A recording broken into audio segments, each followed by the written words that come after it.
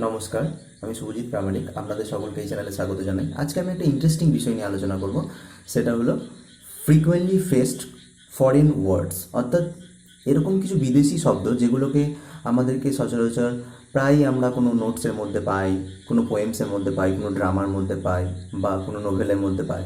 তখন আমাদের কনফিউশন হয়, কী নিয়ে কনফিউশন হয়? আমাদের প্রোনাউন্সিয়েশন নিয়ে কনফিউশন হয়, আমাদের মিনিং নিয়ে কনফিউশন হয়, বা যদি কোনো শর্ট ফর্মে দেওয়া থাকে সেই ওয়ার্ডটা, তাহলে সেটার ফুল যে ওয়ার্ড, ফুল ফর্মটা কী সেটা নিয়েও আমাদের কনফিউশন হয়। সো আজকে আমি এরকম কিছু ফ্রিকুয়েন্টলি ফেসড বা কমনলি ফেসড বা কমনলি ইউজড কিছু ফরেন ওয়ার্ডস নিয়ে আলোচনা করব। আশা করি ভালো লাগবে। তো চলুন শুরু করা যাক।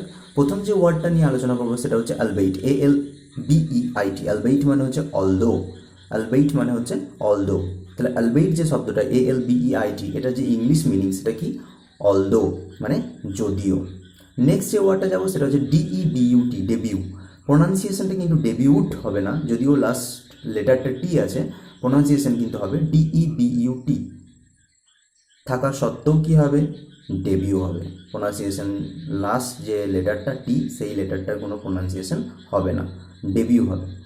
এবার ডেবিউ মানে কি? The first appearance on stage or in any event. যে ইংলিশ মিনিং ডেবিউ শব্দটার সেটা হচ্ছে the first appearance on stage or in any event, অর্থাৎ কোনো একটা ইভেন্টে বা স্টেজে প্রথমবারের জন্য অ্যাপিয়ারিং হওয়া, সেটা কি বলা হয়? ডেবিউ। প্রথমবারের জন্য আসা বা কাজ করা, সেটা কি বলা হয়? ডেবিউ শব্দটার মধ্যে দিয়ে সেটাকে প্রকাশ করা হয়। নেক্সট যে ওয়ার্ডটা যাবো সেটা ডেবিউর সঙ্গে একদম রিলেটেড, সেটা কি? ডেবিউট্যান্ট। দুটো ওয়ার্ডের প্রোনাউন্সিয়েশনই কিন্তু ডেবিউট্যান্ট হবে, কিন্তু একটা ওয়ার্ডে একটা এক্সট্রা বসবে। সেটা কি? DEBUTANT, যেটা ডেবিউট্যান্ট, এটার প্রোনাউন্সিয়েশনও ডেবিউট্যান্ট হবে, কিন্তু এটার মিনিং কি হবে? এটার মিনিং হবে এ ম্যান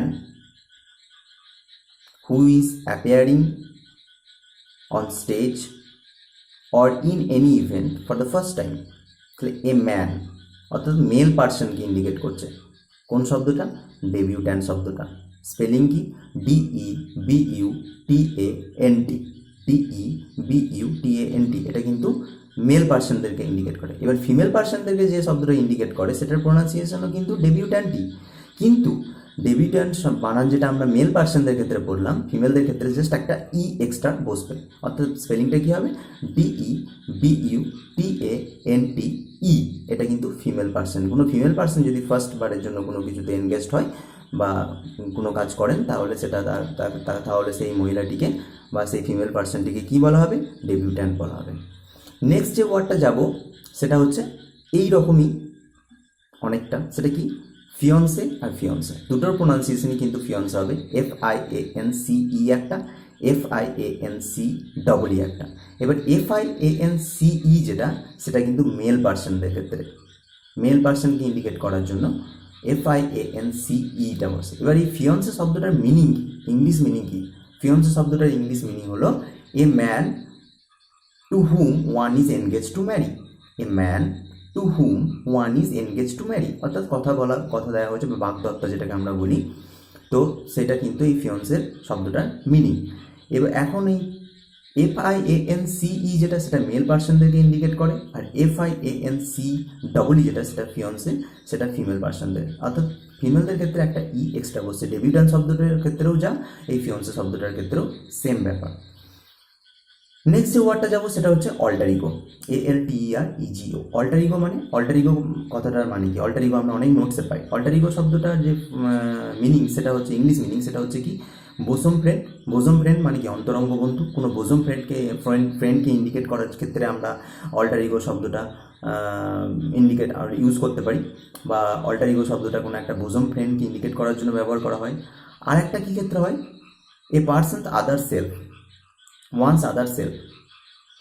এই দুটো কিন্তু মিনিংই কিন্তু অল্টার ইগো হিসাবে আমরা করতে পারি। সেটা কি? দুটো মিনিং কী কী? একটা হচ্ছে বোসম ফ্রেন্ড, আর একটা হচ্ছে ওয়ান্স আদার সেলফ। ঠিক আছে।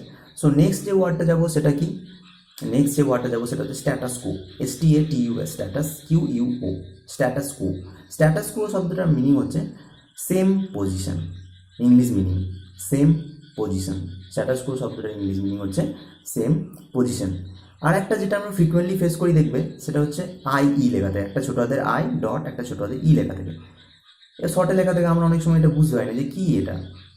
এটার যে পুরো নাম সেটা হচ্ছে ইডএস্ট, IDEST, এটাকে শর্টে লেখা হয় IE। এই যে IE, এটার মিনিংটা কি? এটার মিনিংটা হচ্ছে দ্যাট ইজ টু সে, বা আমরা অনেক সময় দেখি টিচার যিনি পড়ান তিনি বলেন আর কি এটার মিনিং হচ্ছে দ্যাট ইজ, এটা মানে হচ্ছে দ্যাট ইজ বা দ্যাট ইজ টু সে। তাহলে এই যে ইডএস্ট বা IE, এটার মিনিং কি? That is to say. ঠিক আছে, নেক্সট যে ওয়ার্ডটা সেটাতে যাব, সেটা হচ্ছে ভিজ। অনেক সময় দেখবে VIZ লেখা থাকে, আমরা এটা আবার কী লেখা আছে? ভিজ মানে কি?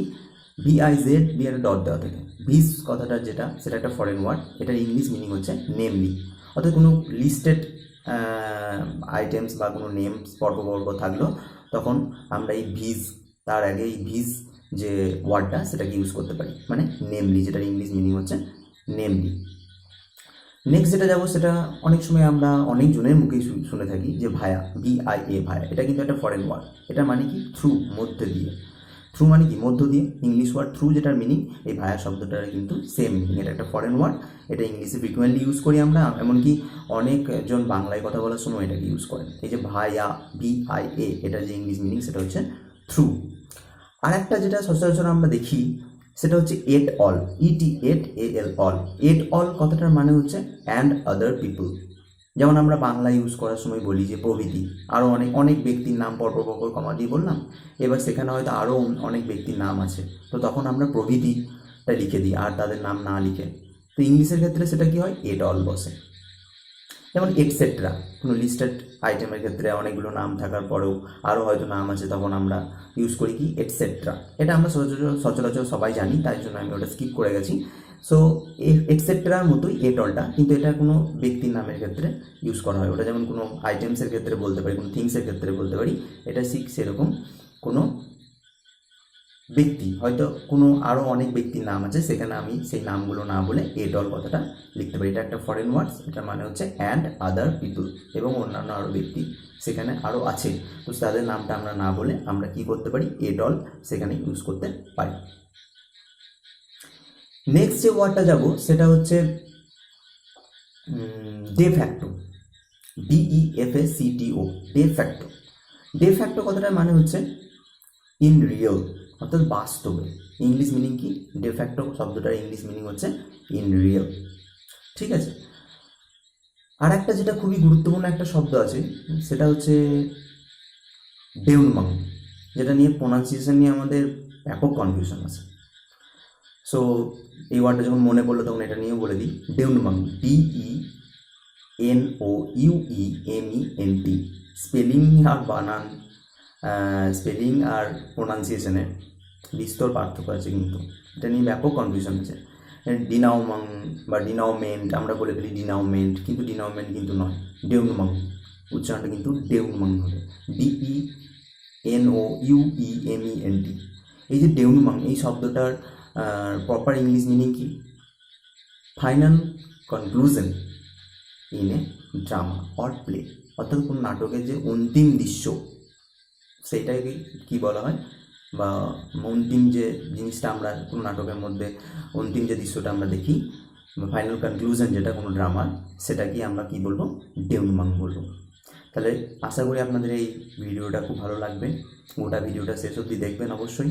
স্কিপ করে গেলে অনেক ওয়ার্ড মিস করে যাবেন, তাই আমি আবার এই কথাটা বলছি। আর যদি ভিডিওটা ভালো লাগে তো অবশ্যই একটা লাইক করবেন। নমস্কার।